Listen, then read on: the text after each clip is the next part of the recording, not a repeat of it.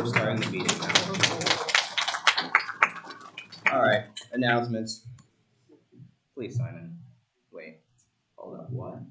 Join the Discord. There we go. If you're not already in that, please join that. That's how you communicate with us. And you can find out about cool stuff. Please sign in. Please tell me the sign in's up. It's already up. Yeah. Okay. Sign in, or else you will perish. You will perish. Away. Also, check our calendar. Calendar.rxtech.club. It's also cool there to find out about all the cool events this semester and next semester. Also, mailing list. That's how you get our sweet, sweet weekly newsletters. Yeah. Also, we now have nominations for Member Monday. Please vote for people. If you see someone doing good, vote for them. Also, this is a plug for the Kudos bot. That's new. Please, please, please, give people kudos. It helps. Makes you feel all nice and warm inside. Meet the sponsors. Let's go. Come on. Come on.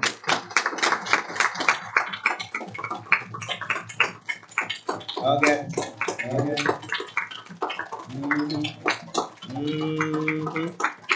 All right. Stop. Okay. Follow our social media. RITSec Club or RITSec Club, Twitter and Instagram. We make really cool posts there. It's oh so fun. Okay. Okay. Wait, let me introduce you, buddy. All right. Today we'll be having OSINT by Maxwell Fusco. Everybody give Max a round of applause. All right. Now I'm good? Yeah, now you're good. I had to say your name.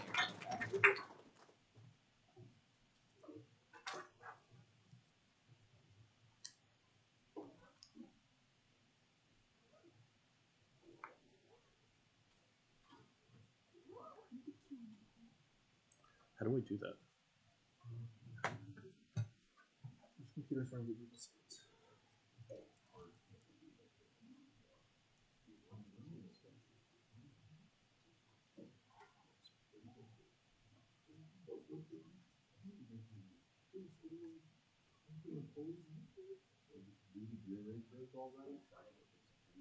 Yeah. Well, no, the Q&A.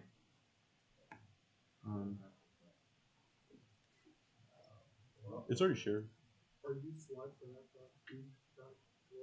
Yeah. Sure. 185.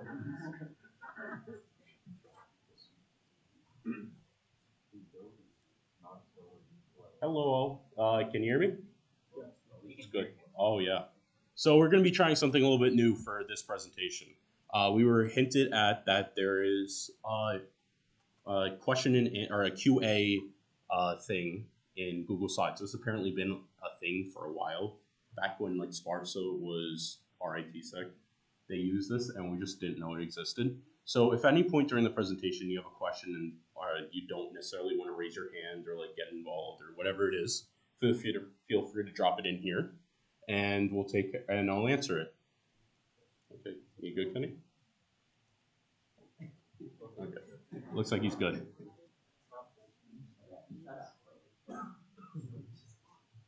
Okay, after that, I'm going to be presenting OSINT, Open Source Intelligence Gathering, and Social Engineering. I forgot to add it on here, but who am I slide. So my specific experience with OSINT and social engineering, I'm the current social engineering lead for the RIT CPTC team, as well as over the summer, I was part of IBM X-Force Red, where they had a boot camp taught by Snow. Those of you who don't know Snow may have actually heard of her before if you've listened to Darknet Diaries. She was, I believe, 2 years ago, the Black Badge winner for DEF CON, and she ran an entire boot camp that I got to participate in. It was awesome. I learned a ton, and I hope to give back some of that information to you guys. So, moving forward, what's the difference between... Oh. It doesn't work? Try again, refresh. I flicked it on and off.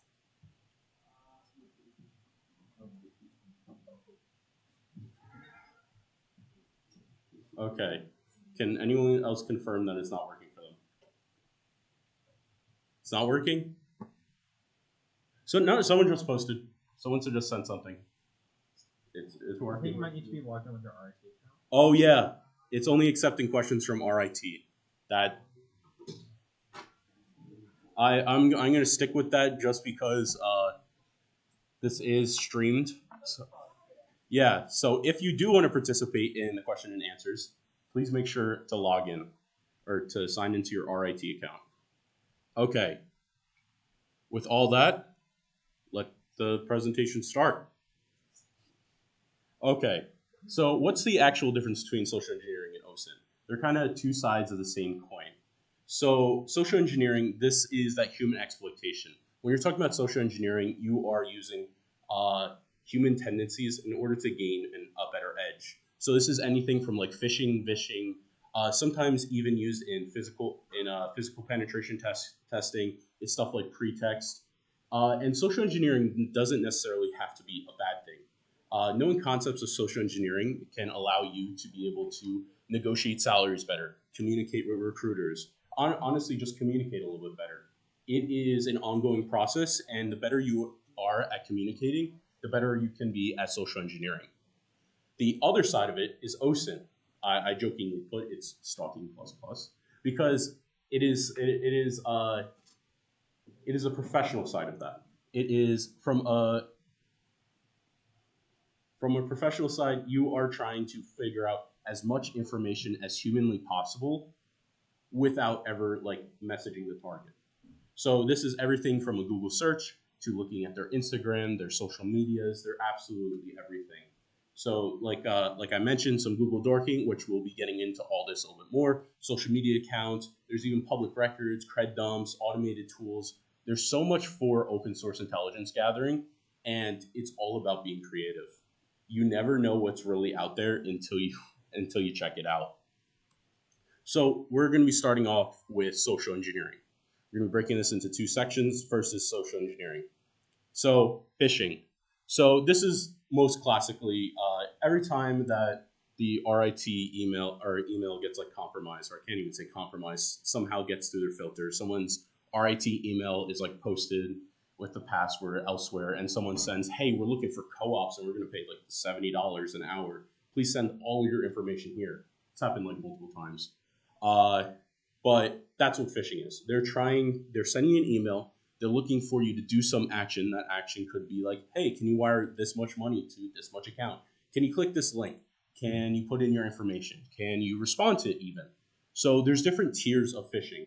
On like the baseline, there's just those, "Hey, click this link, send money here," and then it works itself up to what's called a business email compromise. So business email compromises are when you're specifically impersonating, targeting someone, internal information, and you're trying to exploit that in order to complete some task. A lot of the time, this is like send or like switch all invoices to use this routing number or account number, and you're ultimately trying to intercept somewhere in between.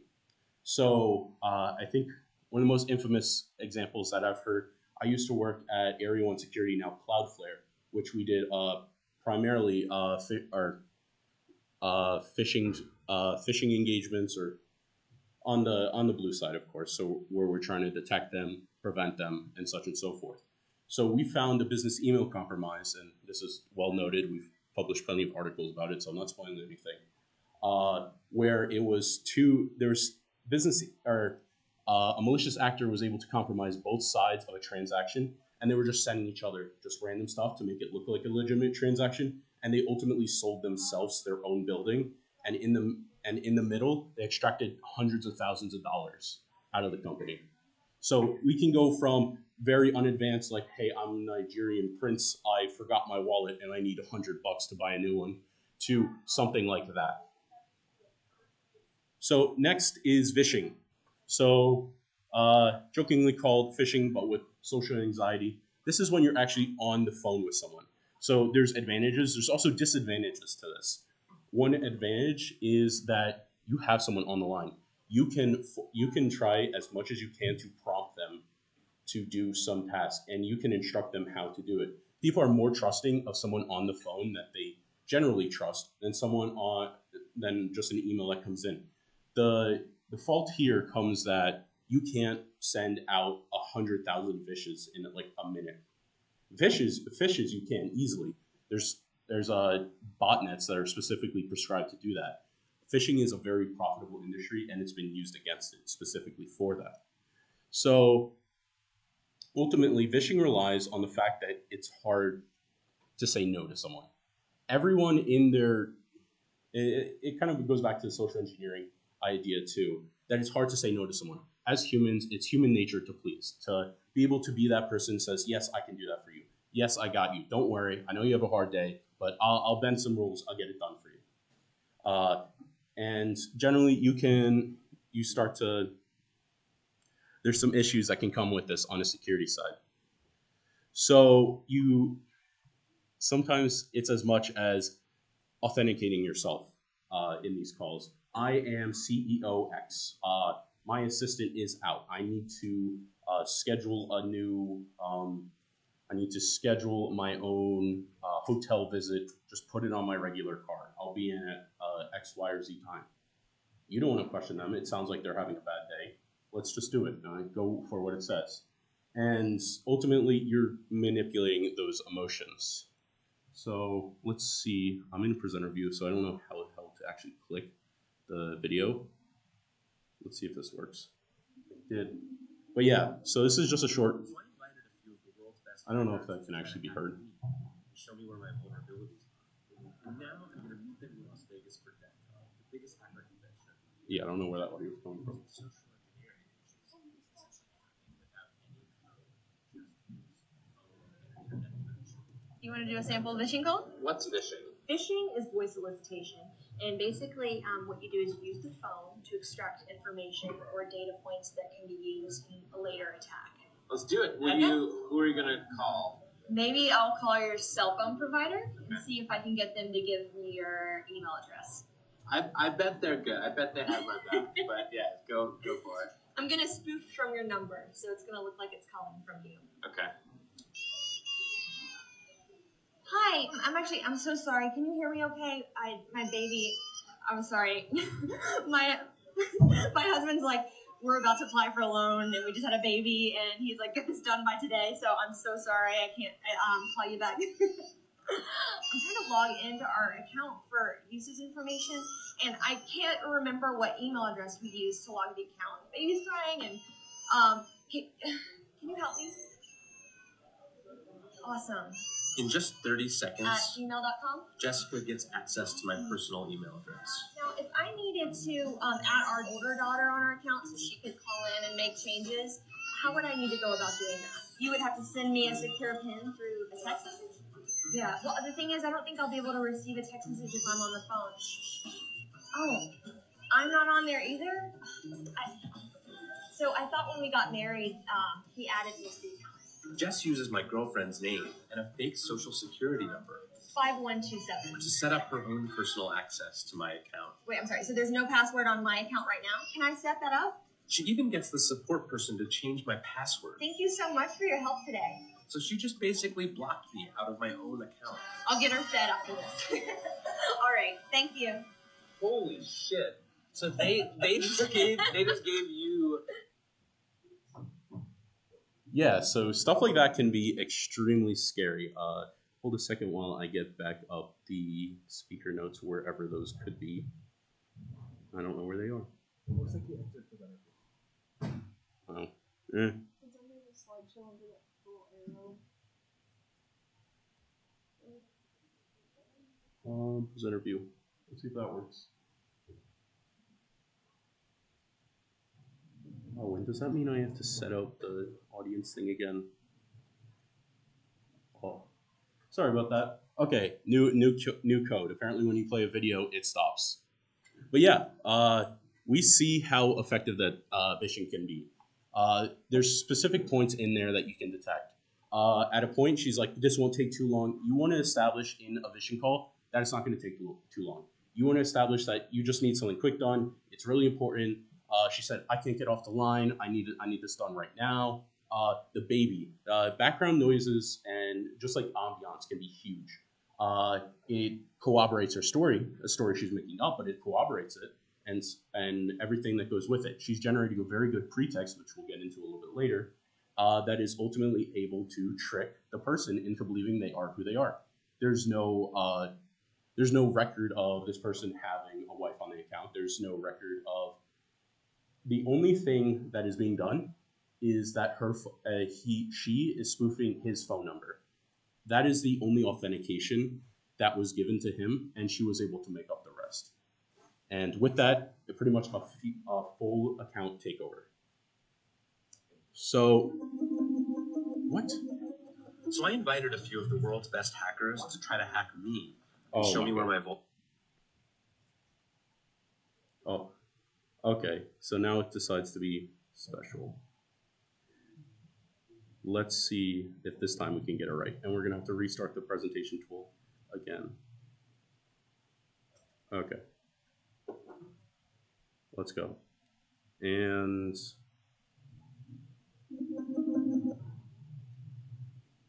it's done.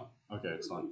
We figured it out. For whatever reason, instead of skipping slides, it starts it. Yeah, applause, please. Thank you. So physical assessments. So I'm not going to go into this super deep because we have Bailey in the room, and he's I forget if he's either done or is going to be doing an amazing physical penetration talk for education. And if you can't make it to that, make sure to go to Physical Security Interest Group. It's absolutely amazing. I recommend everyone do it.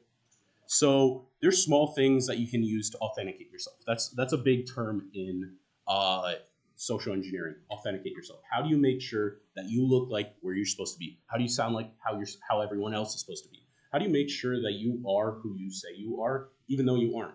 So small things like clipboards, ladders, reflective vests, just overall confidence. So you'll see a lot of, I hate to say it, but YouTube pranksters or whatever you want to call it.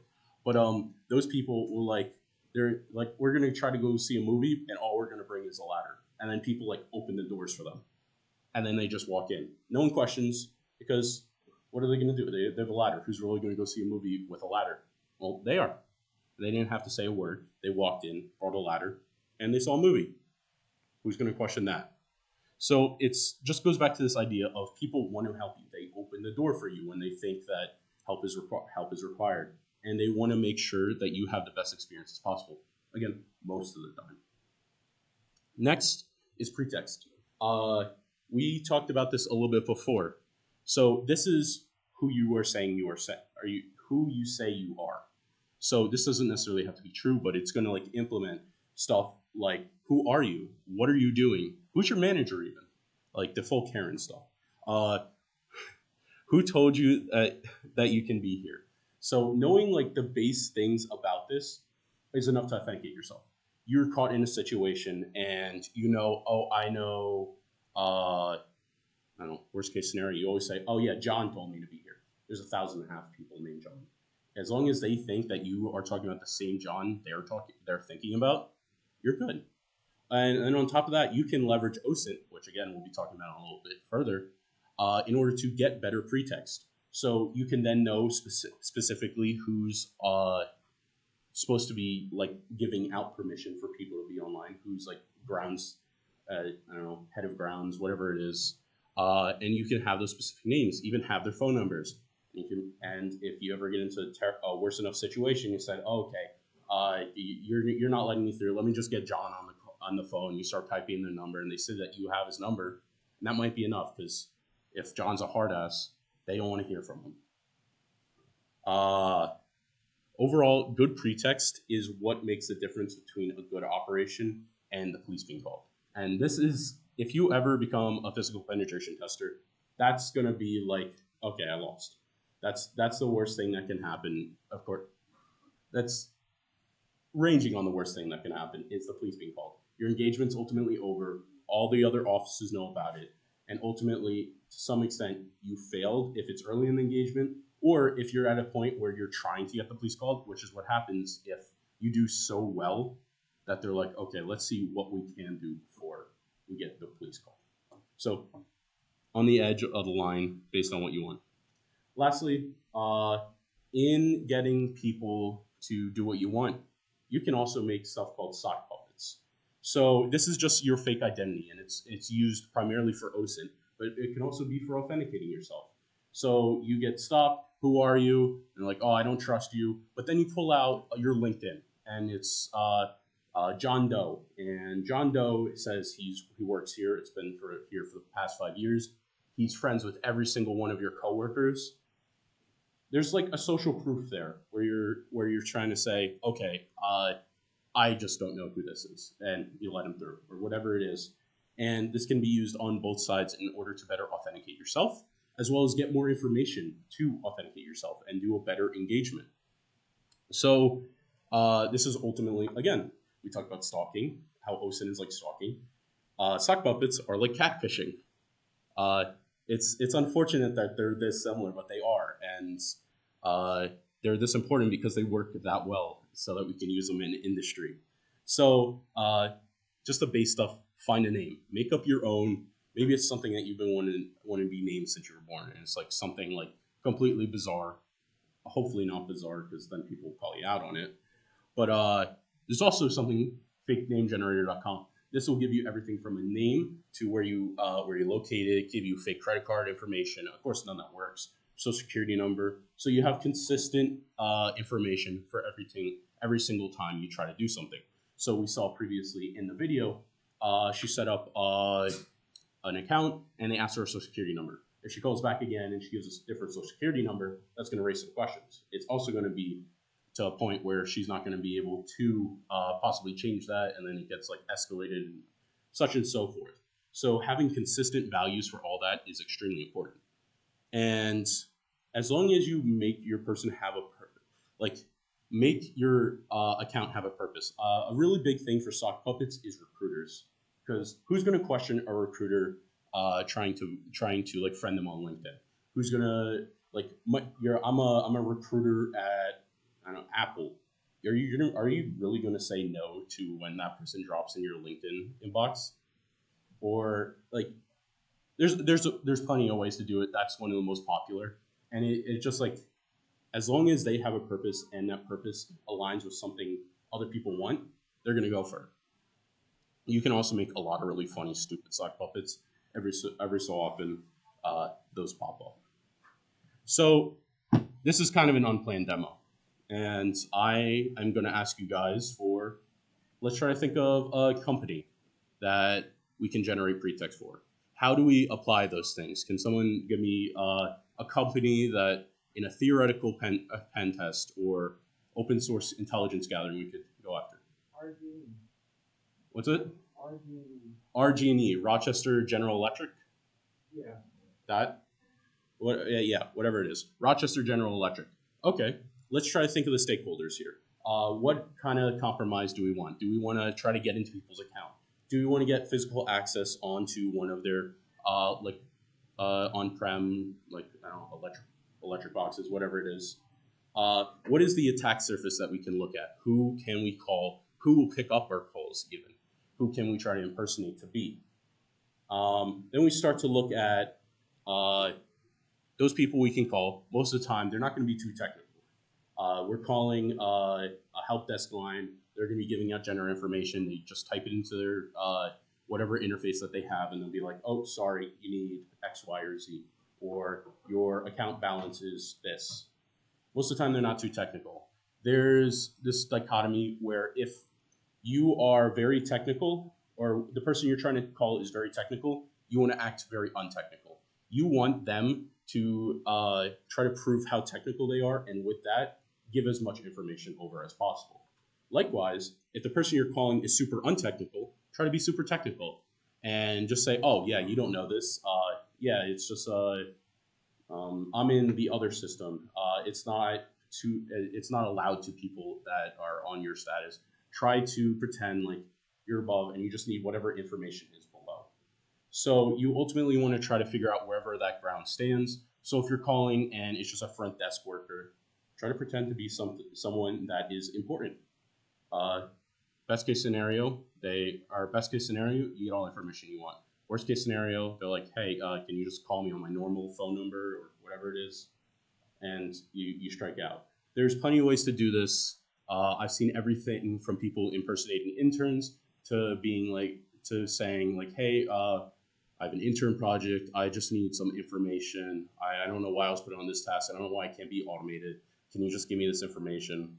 And people just give it up.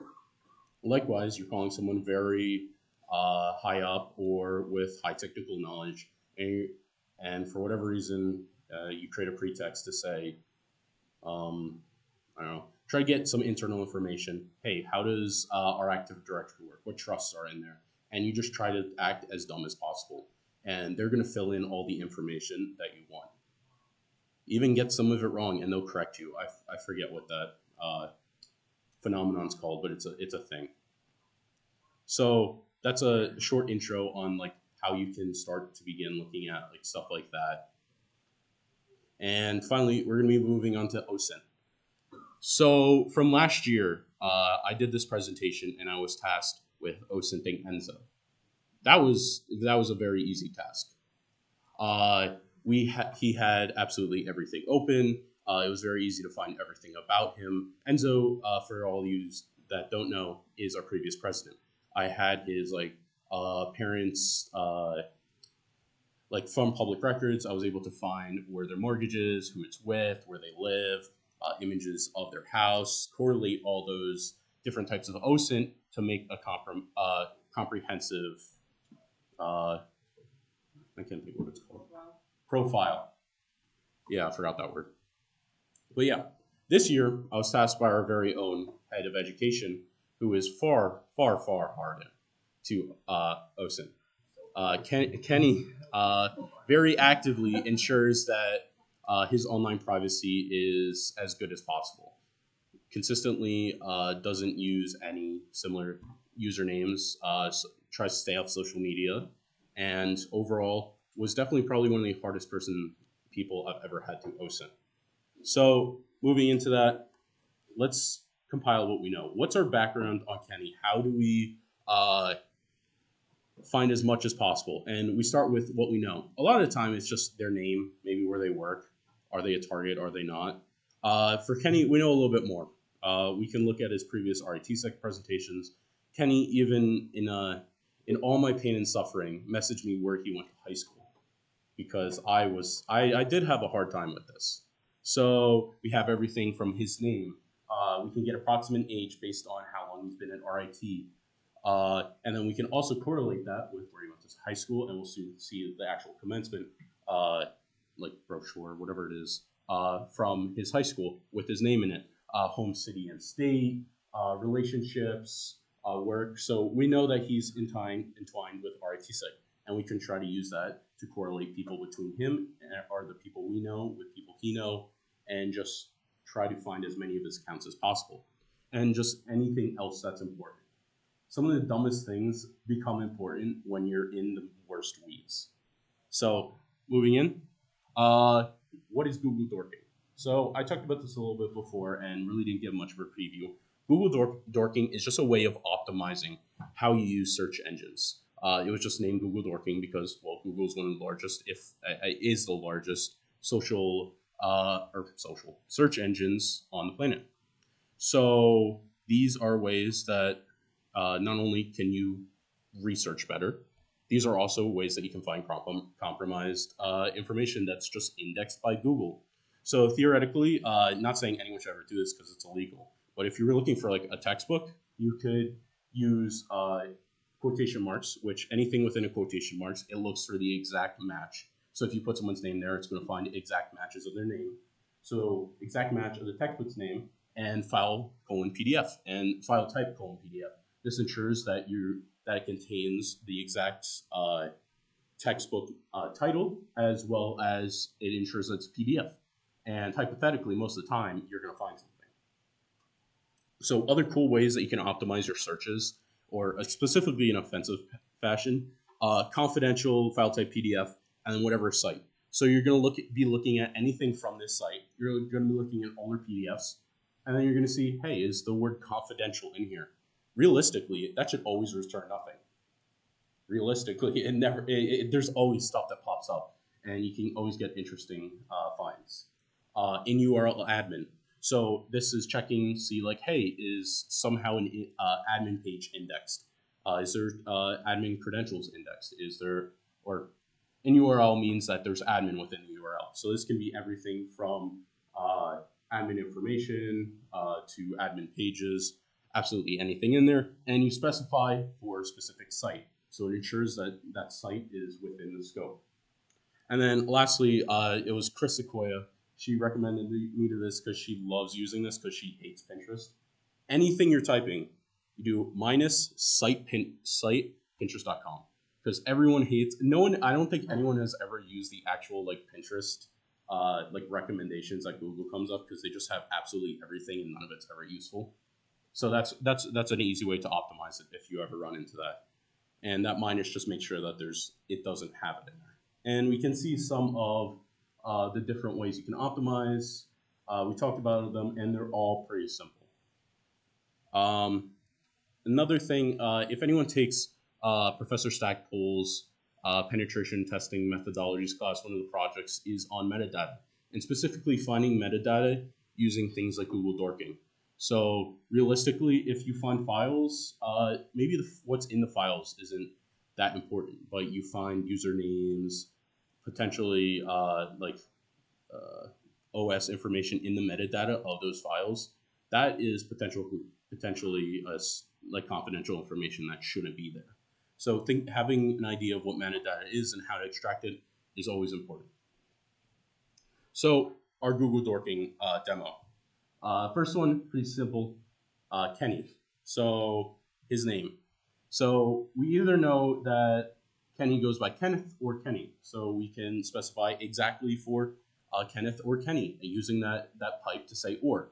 And then we know his last name is Anderson. We're going to look at anything in RIT. Very simply, we find his Nesby directory thing, and we can find an image of him, which we can later use for correlating other things. We can also find that back in RIT6 Twitter, he was announced as the head of education. So again, very important, very cool, and kind of stuff we already know, so it's not the biggest deal. So we move a little bit further.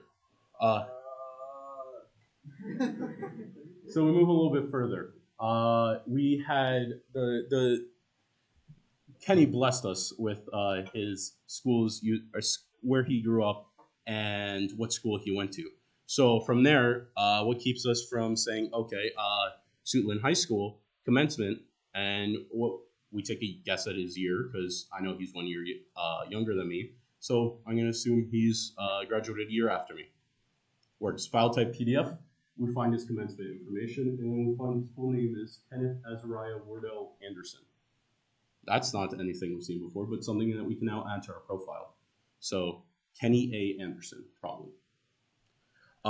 Likewise, we can just search up his name and Suitland High School, and we found, I think it's like JWOT. They just did a random like profile on some of their students, and Kenny was in there talking about how excited he is to do cybersecurity at the University of Maryland.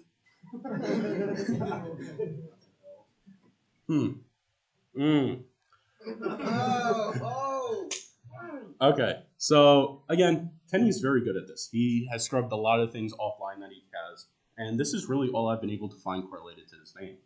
So let's start going to social media. How can we start to correlate everything?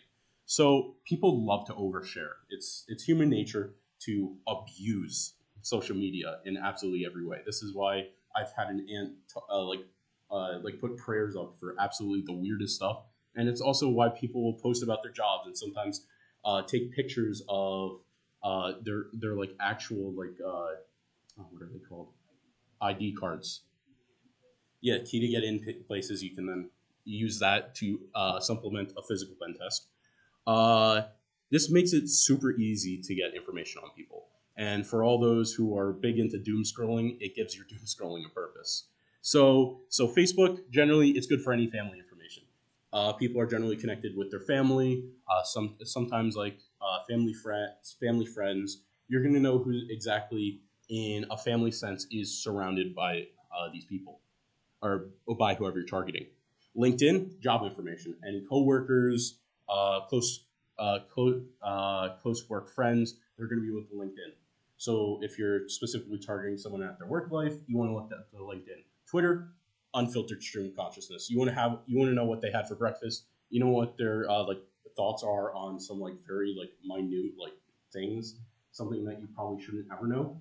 Twitter, and then it just goes down from there. Whatever you can find, utilize, figure out what the purpose of that account is, and then you can use that to better supplement everything else. It's all a very reciprocal cycle that everything you can find can help you find more.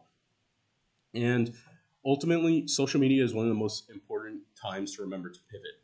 Okay, I can't find anything on Kenny. I know Kenny is friends with Enzo on Twitter, or friends with Enzo. Enzo, I obviously already know his Twitter. Let's look at his friends, and we'll see exactly that in a minute. So, looking up Kenny wasn't too profitable. I tried absolutely everything I could figure out. I tried all his account names. I tried them against. We'll talk about it a little bit later. But Spiderfoot. Spiderfoot pretty much just has a giant index of ways to check if a username exists on some site. And from what we know, we found Docker Hub, we found GitHub, we found GitLab. Whoop-de-doo. All of them have nothing in it besides Mr. Google image search pretext. That Docker container really doesn't do much. It's for RIT-CTF last year, I believe. Okay. So we're lost. But thankfully for us, we have all of Enzo's from last year. I put this in here as just a little bit of a refresher, a little bit of fun. We have some fun stuff like Enzo, when I think he was 8 or something, started posting those chain mail ones, repost this and make sure that we will be deleting 9,000 accounts, repost and tag, no, keep me safe in your Instagram. And we just see all these things. He fell for it 3 times. And it's very entertaining. There's a ton of fun stuff on there. But for a normal person, this is generally how their social media looks.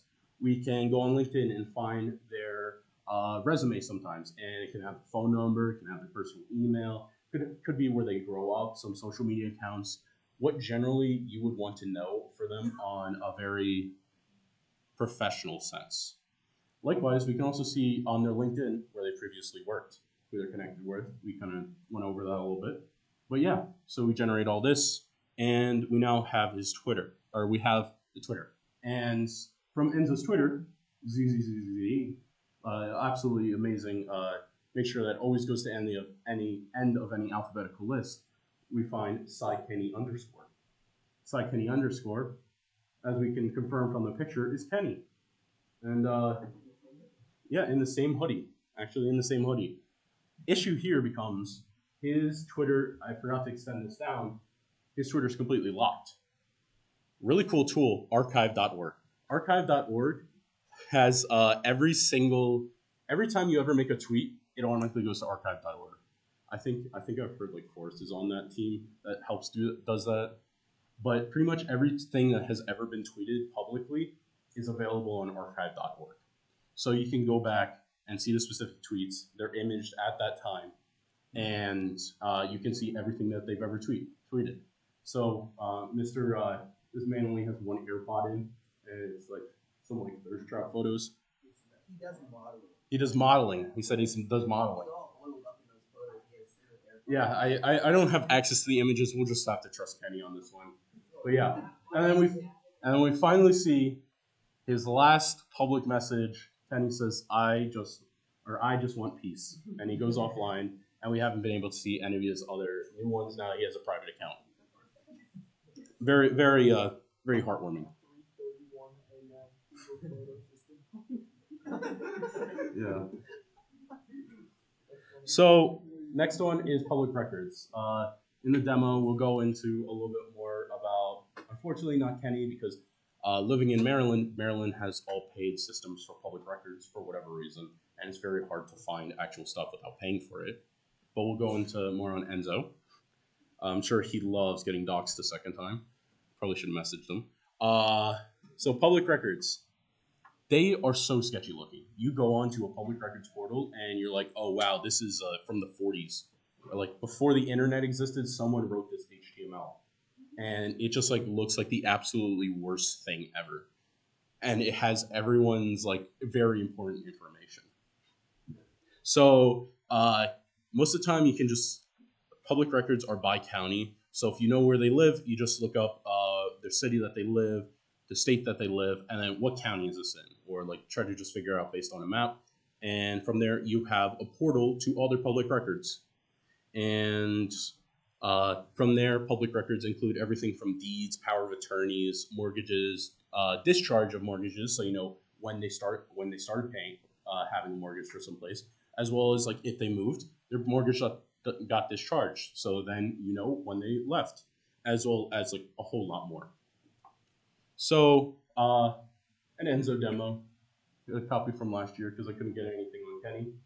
We can see discharge of mortgages. We can see specific addresses related to Mr./Mrs. Stefano with their address attached.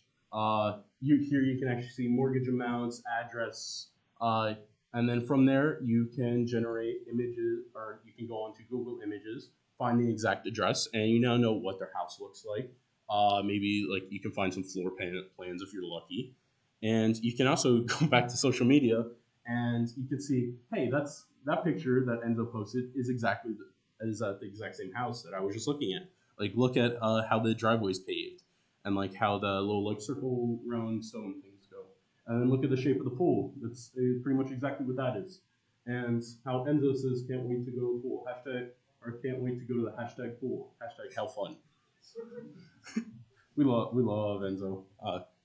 For some context, Enzo lost all access to this account, so it just exists. It's pretty funny. Yeah, probably shouldn't be telling more people about it, but such and so forth. And then the other part about this that I talked about is you have to be creative with OSINT. There is no one surefire tool that's going to work every single time. It's just not work. It's just not gonna. One thing that we know about Kenny, he likes his car, and well, I I unironically had a picture of his car from like 2 days before I was making this presentation because he was parked in a very intricate place, I should say. So I had his what you call it, his license plate, and then from that, there are plenty of places that you can just look up his license plate. You can get all the specifics, like 2010 engines, coupe, Hyundai. You can actually get his VIN number, and from there you can use the VIN number to get back more information about him. Of course, that is paid, so I didn't do any of that. I'm not looking to pay. And there's supposed to be legitimate purposes for this. There is a legitimate purpose from getting from license plate to VIN to an actual name, but we don't care about the legitimate purpose because we can do this anyway. So some other examples that I'll go in are like talked about car registrations. Right here, we also know that Kenny, founder of the Wiggles, is a big Ham fan. So we look him up on the database, completely public. You can look anyone up on there. We don't even need to know his call sign. You can filter by name, and you just go through until you find something. Of course, he says his permanent address is just Apex with of all like 1,000 rooms at Apex, he just lives at Apex. No specific apartment.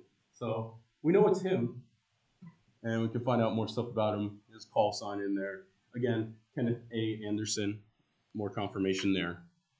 But yeah, and then I put this in here, banjo.rit.edu. So Banjo is how RIT hosts its login, or hosts people.rit.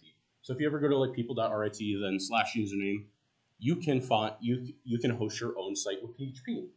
The other thing is that Banjo is connected through like that LDAP. So whenever you try to look up someone's username, you can find out all the LDAP groups they're in, all like the LDAP information, and it just does the queries for you. So this is very good if you're looking to OSINT some RIT student. So first off, you can go to your Gmail. All the usernames populate, so you type in someone's name, you can immediately get their email. From their email, you can then go into Banjo, run ID, and this like big blob up here is all the groups that they're in. For every single class that someone goes into, they get added to a group. Every single major they have, minor that they have, any like general information about them that should be stored as a group is. So you can filter down and you can find every single one of the courses, every single one of the sections of the courses. You can find what classes that they're currently in, and then you can even use a binary called finger, which is just trying to figure out all the information about that user on Linux system. You can find their full name that there was inputted at, is what their directory is, what their login, name, shell, if they've logged in before, if they have an email attached to it. There's a whole bunch of information here. And again, just goes back to being creative. This is only open to RIT students, and we get to research RIT students a little bit deeper because of it. And lastly, we cannot talk about OSINT without talking about automated tools. There's a lot of automated tools, and with them, there are very good ones and very bad ones. I'm just going to be outlining the ones that I've used and I've liked. So first, Maltego. Big thing about it, graphs. You can pretty much just create transforms on some piece of information. You can say, here's a name. I want you to try to make usernames. Okay, you got usernames. I want you to try to find accounts. And you can just go down, make these really complex graphs, and like kill your CPU at the same time. It doesn't run too efficiently. Shodan. Shodan is a very cool website. This is port scanning, but OSINT, because you're not doing it, someone else is. So what you can ultimately do, you can run queries. Say you know an IP address, a domain name. You put the IP address in, see if there's IP scan recently from their internal scanners. You can find information about what ports are open, specific information about those ports. You can do a full port scan without ever touching Nmap. Very cool. This is also like, if you've ever seen the people like, I found a CCTV cam open, you can just filter for all that. You can filter out, or you can filter for specific protocols, filter, see if there's no authentication on them. And there's so much you can do with it. Next, Spiderfoot. I talked about this, and personally, one of the tools I really love, this is how you pivot from having a username to having accounts. So people like to reuse usernames. It's kind of the point. So you have like one clear identity online. It also lets us just take one username and find all your accounts. So Spiderfoot does that. It has an automated, it automates going from usernames to finding all your accounts. There's a bunch of other features built in. I mainly use it for this. Like you can see, there's stuff for emails, usernames, phone numbers, bunch of stuff. Yeah, gives you a nice little report. You can like schedule scans. It creates like nice graphs to see like what information was found, how much of it's found. Harvester. I'm pretty sure this tool was actually developed and is maintained by an RTSec alumni. This is like one of the OG tools. Like this is what you always hear about. It's like bulk search. It's a bulk search engine for OSINT. Big modular, tons of plugins. Very cool tool. A lot to be hit with for just getting into it though. Next, TinEye, reverse image searches. A lot of people don't think about. They try with having the same username. A lot of people like to have the same profile pic or use the same professional. They only have one good picture, so it's on every single one of their accounts. Okay, so what happens when we do a reverse image search of their of their profile photo? Now we have every single time that photo was indexed on an account, and it all gets laid out. We can see all their accounts, or more likely, what are their accounts. You still have to do some confirmation because some people like to use very common profile pictures, aka Kenny. His all linked back to like Reddit threads because it's like the soy jack. But yeah, TinEye is a great tool for pivoting.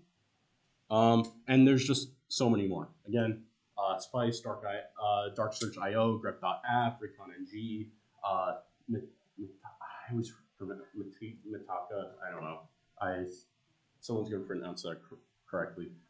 Built with Intelligence X, MetaGoofil, Search Code, BabelX, Census IO, Check Usernames, Wapalizer, Jigsaw. There's so many, and there's so many more past this. Find a tool that you like and you can utilize properly and go for it. Okay, and I forgot a question slide, but now it's time for questions. And as someone has already figured out, you can use the Ask Questions at Slides.app thing if you have any questions. Otherwise, I'll be taking hands too. So first question is, how would I hide my online presence? So there's several different ways that you can hide your online presence. first you need to address what kind of online presence do you want to hide. Do you want to hide your social presence? Do you want to hide your professional presence? Or do you just want to be a complete ghost? Do you want there to be nothing online about yourself? So, so if you're looking at social presence, make sure that all your, or try to limit any social media you have. If you have an account, delete it. Or if you have an extra account, delete it. Make sure all your information is redacted and removed from like servers. Based on whatever social media platform you're using, they're going to have different instructions. But as long as it's large enough, they have GDPR compliance and will have to redact it based on the law. So that's like more social. You can also do other things like Kenny does, where you're using several different usernames. So you can't just go from one to another. Use a common profile pic, or use different profile pics. Likewise, big thing. I used it. It didn't get like me a ton of hits, but it actually connected two of Kenny's accounts. It's face searches, like face search engines, and you can actually just put his face in, and you can see all other images that think that it's that person. One of them was correct. There was a couple thousand results, but only one of them was correct. So it works, not very well though. From a professional sense, you have to figure out what your goal is. Do you want to make sure that no one can figure out where you work? Do you want to make sure that there's no personal information in your professional profile other than contact me at this one specific method and nothing else? You got to figure out what your goal is for hiding your online presence if it's professionally. And for that, try to limit ways that they communicate to you. If it's just your LinkedIn account, make sure that they can only communicate with you through your LinkedIn account. Or even if you don't want that, you make sure no one can communicate with you through your LinkedIn account. Find one method where people can communicate and make sure only that is visible, so you'll know exactly where people are coming from. If you're looking to be an entire ghost, just start doing OSINTs on yourself. Find information online that you don't want to be there, ask people to redact it. And then with that, make sure that you're not putting any information up there about yourselves. So if you're doing an RTSEC research presentation and you want to be a ghost and you don't want anyone to ever see this, ask it not be streamed. And like there's several different steps. Just go through, make sure that all that is within whatever scope you're looking at. Ooh, new top question. Okay, I don't. We have another question. What's the most impressive piece of information you've personally found on someone? Oh, I don't know if I'm allowed to answer this. I do not know if I'm allowed to answer this. I'll answer it in general questions. There was a very large account where the entire point of it was to be completely anonymous, and I figured out who they were, and they weren't very happy. That's as much as I can give. I think that's all for the questions online. Does anyone have questions in person? Absolutely anything. Okay, looks good. So we're going to be transitioning to the demo portion. Alex has prepared amazing sets. Alex have prepared an amazing set of challenges for you all. Yeah, we'll be coming around if anyone has questions. Thank you guys for being a great audience.